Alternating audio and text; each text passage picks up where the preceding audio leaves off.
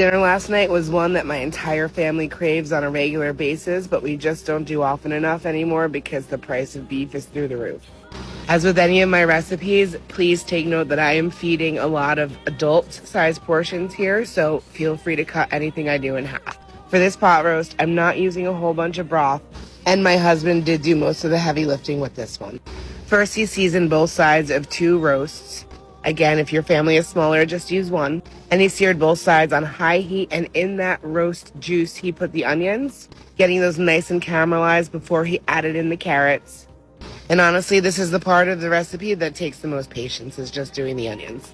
Once the carrots were in, he put those roasts back in and used one of the beefy onion packets of the Lipton soup and seasoned with garlic powder, onion powder, oregano, Italian seasoning, some paprika, a little bit of red pepper flake. And for the acid, he put in some red wine vinegar. I would say he probably used about 1/4 to 1/2 cup. And instead of stock, he used water here, but we're adding flavor later. And a whole stick of butter and a whole package of rosemary and a couple bay leaves. The roasts went in at 285, and while that was cooking, for about 2 hours, I worked on the big flavor portion of this, which is 2 packets of beef gravy mix, 1.5 cups of water, an entire thing of the small can of tomato paste, some Worcestershire, salt, and pepper.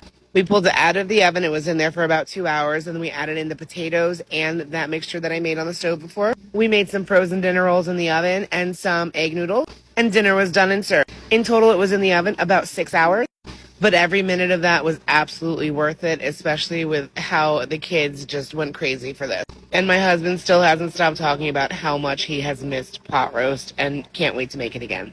A couple of the kids took some to school for lunch, and there's plenty left over for us to have again tonight. And I'm sure everybody's wondering when we're going to have it again already.